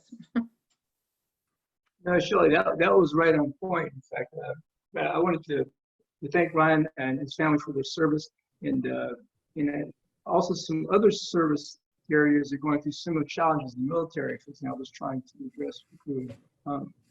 What did you see as the mechanisms for funding this? If it's going to be a Teach Like America, is it strictly a not-for-profit, or how are we going to make sure there's enough money? Sure, it would strictly be not-for-profit. I think corporate donations and government grants. A lot of these major police departments have a grant officer that works strictly on these issues. I think in particular what I want to tackle with this program is the problem of poaching that's going on right now. Because departments are hurting for candidates and they're hurting to retain people, they're offering recruitment bonuses that help draw candidates away from other departments to come to their department. That might be a short-term Band-Aid for this problem, but it's not really tackling the larger issue that this job in its current format is not attractive to young adults, and that needs to be changed. So I think unifying the recruitment ideology of who should be a police officer with a program like this can help eliminate some of those costs that other departments are using independently to try to steal recruits from other people. And just to address your military situation or your military comment, my personal background, I was all set to leave the tech company and join the Marine Corps. I had all my paperwork done, and my dad ended up passing away rapidly. And it wasn't the right time for me to leave my family, so I looked for another opportunity to serve. And that's how I stumbled into police work. And I realized that it was absolutely the thing that I should have done all along, to actually learn about this community that I lived in that I thought I knew, and I didn't know anything. And those lessons have taken me so far and have influenced everything I've done in law school. So thank you for that. Mark, you got your hand raised. You want to go next? Yeah, sure. Chris asked one of my questions, so I only have one brief one, Ryan, and that is the urban situation versus rural any more dire, or are they really about the same in terms of recruitment? In terms of recruitment, they're both, departments all over the country are hurting. I think what's difficult about this recruiting portion and what's difficult about criminal justice reform across the whole is that these departments operate like they're 20,000 different little fiefdoms. So you need kind of targeted solutions for each kind of area. I think the difference between urban cops, urban police officers, and rural police officers isn't that great because at the end of the day, although the geographic area might be different, the skills necessary to make change and to connect with people are still very similar. And I think the ability to, talk with people and conduct interviews on the fly is what's really missing in officers. And I think that's an attractive pitch to recent graduates and seniors in college who want that experience of how to communicate and how to take those skills and then sell them further down the road to graduate schools and companies. Thank you. Great points. Tien, you got your hand raised? Yes. Brian, great job. Great background. I wish you the very best. This is a very ambitious undertaking you're doing. It takes a village. Can you give us a little bit of background on who your teammates are and what their backgrounds are, and how you plan to ensure success here? Sure. No, absolutely. I think that's what's kind of difficult about something like this to get off the ground. Just getting plugged into departments. I think obviously I'm not the only person involved here. My teammate Morgan wasn't able to be here today, but she's also a fellow Georgetown student. We worked on a recruitment paper about policing a few months ago. She is heavily invested in the community in Atlanta. Her uncle's a police officer. Her aunt is a Black Lives Matter activist. And with her background and my background partnered together, we were able to put together a pretty solid paper just on this recruiting problem and kind of where it stems from and how it's going to continue. Locally, I've worked with Ben Heyman, who is I don't know his exact role, but he works at the MPD, the Police Department of the District of Columbia. They're actively pursuing grant opportunities for recruitment. They know that the situation is dire. They don't, in their current capacity, they don't even have the ability to send police recruiters to Howard, American, Georgetown, GW. They can't even target the schools that are in their same city. They have limited resources. They have limited time to put together kind of the materials that would be attractive to someone who wasn't already interested in a police career. And they're very interested in exploring solutions. From home in Massachusetts and New Hampshire, the recruiting situation is felt equally bad. I've talked with a lot of police chiefs who are looking for anyone. I think definitely, connections with college programs outside just criminal justice, specifically sociology programs, political science programs, any public health, anything where those students are looking for an interactive opportunity with the public at large. Those kind of connections with professors are things we're working on right now. Super. Thank you. Great. Thank you so much, Ryan, for answering all the questions, and thank you everybody for your time today. We had some amazing presentations. I really appreciate all the students for submitting your pitches today. It's super great and inspiring to hear what you all are working on. I'm going to pass it over to Shelly now, one of the judges, just to say a few closing remarks while we get the other judges to submit their scores in. I'm going to go black here for a minute and do some tabulating to figure out who the winner is going to be. And within 5 or 10 minutes, once we get all the scores in, we will be able to hand out a virtual large slide of a big check with $1,000 for the winning team. So Shelly, I'll pass it over to you. Thanks. Thanks so much. And thanks to all of you for presenting. One, I think Georgetown has done well with who is sitting in the law school, given that the judges don't sit there anymore. So good for you. I thought everybody really thought through a problem and solution. I thought every one of you could tell you knew the sector, you knew the problem, you thought about it, and you came with the solution. So good for you for doing that. A couple of tips that I'm very interested in what Mark and Chris and Tien have to say here, but just from experience that I've had with venture raising money is that team is often the #1 thing people ask about. And I think a number of judges had to prompt on who's on your team. So I would consider putting that up earlier. I would point to the second company, iLance. I'm going to say your name wrong, but he had a team slide, and I thought that was a very powerful slide. So often you will get that question, and you want to show it's more than just you as the founder. So even if that's your family, you have a family who was firefighters, or you have family who's veterans or have these CFO skills, I think to do maybe a little more of that. And then the other thing I think just something to think through is that people are also looking at the revenue model. In some of the presentations, I thought it was a little hard to figure out what that was. It could be for a 501c, it could be grant funding, but you're going to want to show a way that it's going to go beyond your early stage capital to sustainability. But overall, I thought it was impressive what you all are tackling, what you see as the need. And to be honest, the thought you've been able to put in these while at the Law Center is very impressive. So with that, maybe I'll hand it over to Chris for some additional remarks.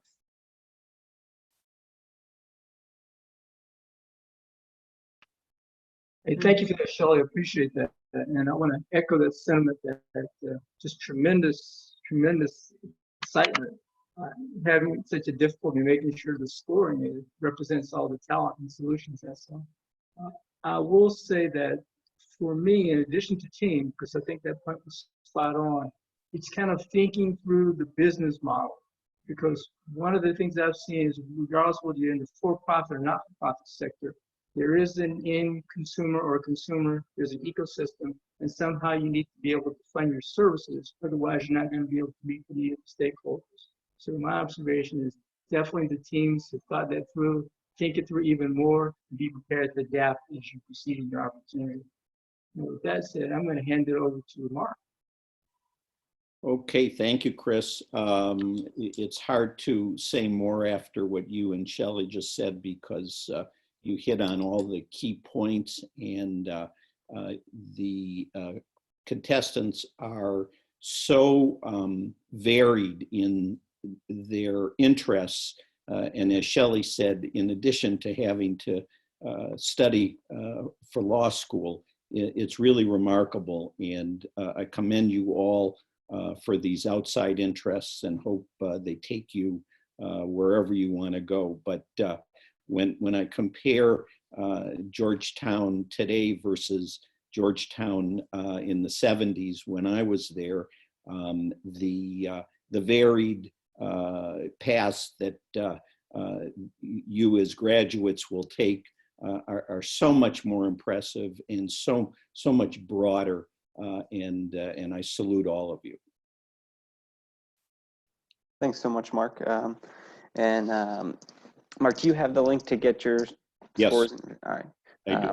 Once we get those in, I think we'll be able to announce the winner. And I will take a moment here too, just to remind everyone that this isn't the end of the road for your pitches or for working on these ventures. We also have the Grad Wildcard event, which will be held April 2nd, another opportunity to pitch. And although we are living in a very strange hibernation, social distancing world, there are still a lot of resources at Georgetown that you can reach out to, specifically our entrepreneurs in residence that would be happy to schedule calls or meetings or email correspondences. I know some of the judges as well have expressed interest in following up to either help coach you on your pitches or just help you iterate on the business idea and move these things forward. You know, and I think Shelley talked about it too with the team slide and like who else is involved. Get more people involved. I think one of the best analogies for entrepreneurship is that you're in a canoe and you're kind of paddling along, and then you see Shelley over there. She's literally next to me on my screen. I'm like, oh, hey, Shelley, you want to get in my canoe? Come on in.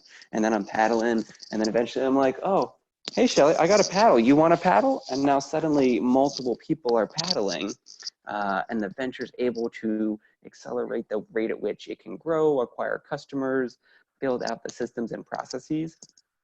So I really encourage all of you to check out the website, eship.georgetown.edu. It's not going to link very well, but and in there is a link to all of the entrepreneurs in residence who are more than willing to do office hours with you. I know we had a chalk talk over at the Law Center recently, and hope to do more of those maybe in the fall when we're allowed to go back to school in person. And with that, Tian has his hand raised, so I'm going to pass it over to Tian to say a few words as we're waiting to get all the scores calculated. Yeah, I just have a couple of, just echoing you and our fellow judges here, Shelley, Mark, and Chris. I just want to congratulate all of you on a great job. I really applaud the causes that you guys are pursuing and the social good that you're trying to achieve, and it's just phenomenal, very uplifting. So thank you for that. With respect to the presentations, I do have a couple of notes, suggestions for the future. You know, when you're starting out your pitch, I would suggest that you hit us hard with a very basic idea of what you're doing. I think that when you say something like, I'm the Uber Eats of legal cannabis delivery, okay, I get that, right? When you say that that you're the Teach for America for the future of police recruits, I get that.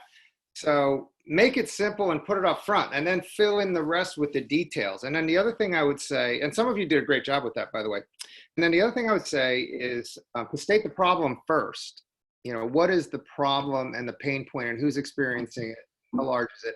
And then talk about your solution. I thought Joshua did a great job talking about saving, what was it, 85%, 55% of costs and 85% time savings.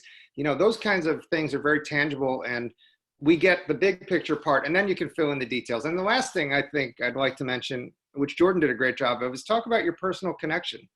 And I think, Ryan, if you had mentioned it right up front, hey, I'm a police officer, this has been my experience, and then tell everything else later, just to give it a little bit of personality to your pitch. But overall, you guys all did great, and thank you for sharing with us.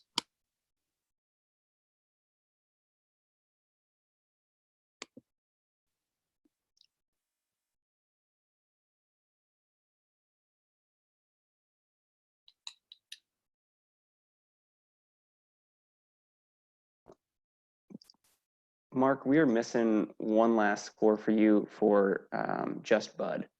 Okay, let me do that one for you. My apologies. That's all right. Mike, I thought you were going to cue up the Jeopardy music again. Oh yeah, I can definitely get that going. I'm kidding. I was like, I got so many screens open. I'm trying to calculate things. We gotta type a name on a giant check on a slide. Come on. We are having fun over here, though. I really do appreciate everybody's participation, and you know, I'm glad we can still create these types of experiences while being safely at least 6 feet or 6 computer screen inches away from one another.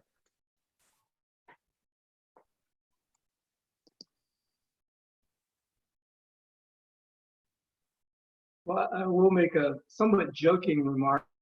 Maybe next time we could have like walk-up music for each startup. So they pick their own like 15 to 30-second walk-up music on national. I love that idea. We had the Georgetown Entrepreneurship Alliance alumni pitch competition back in February, and they did that actually. They had kind of entrance music like coming up. And I remember Shabini Fernando, she got OxyWear, which is like a wearable device to help sure she stays alive and monitors her oxygen. She did Kelly Clarkson, What Doesn't Kill Me Makes Me Stronger. And I was just like, let's go. So yeah, something to think about, entrepreneurs, for the next round. You know, what's your theme music going to be? Hey, judges, my birthday is April 7th, which is next round. So just early present. Happy birthday. Thank you. In advance. Thank you. And Jack, my father's name was Jack too. Mark. There we go. All right. Mark, I was wondering, do you know Richard Fuse? It sounds familiar. I looked at your background, and you were in the Middle East, and he was in medical equipment in the 80s in Damascus and in Saudi Arabia. So that's why I'll Google him and see if our paths have crossed in the past. Thanks for that, Josh. All right, so thank you again, everyone, for participating in today's Georgetown Entrepreneurship Challenge Law Center Preliminary. Drum roll. I am excited to announce that the winner is Chow Corp. So congratulations for bringing home the victory today. You know, thank you everybody participating, and you know, Jordan, congrats on the win. If you want to say anything, feel free to, you know, say a few words, hold up your imaginary big check. Be my guest. I mean, I listen to everything just because I can't get enough of these digital meetings nowadays, I guess. And I think there's some really, truly great things to improve a lot of lives. So if I can ever be of any help, I come from a very different I've been a career military officer since I was 18 years old, so I have a different approach to things. But my Georgetown ID is JJF99, and just email me there at thegeorgetown.edu. I'll help anybody at any time. But you all have some amazing pitches, and I'm honored. And thank you all the judges and everybody setting this up. I can't express the gratitude. And this is really going to help us get off the ground. So thank you. All right, congratulations. Awesome. There we go. And thank you so much, judges, for all of your time and attention today on this lovely afternoon. This kicks off our first of 9 Georgetown Entrepreneurship Challenge events. So I appreciate everybody's help along the way. And reminder for everybody that pitched today, there's another opportunity to pitch again on April 2nd. And so David will be in touch about the logistics for that. It'll be a similar format where you get to upload a video. And I'd encourage everybody to take in some of the feedback, and I have notes too that the judges submitted with their scores that I'll send to each of you to help you kind of iterate and improve the pitch to get ready for the next round. And from that grad wildcard event, there'll be a second team selected advancing to the finals, which will be on Tuesday, April 7th. So yeah, thanks again, everybody, for all of your time today. We really appreciate it. Best of luck wrapping up the semester in the law school virtually. I can't really imagine what that's like as a student. I got to teach a couple classes tomorrow night, and I'm going to hopefully take what I learned about Zoom today and keep moving forward. So best of luck, and thanks, everybody. We appreciate you. Congratulations, everyone. Take care. Here. Thank you.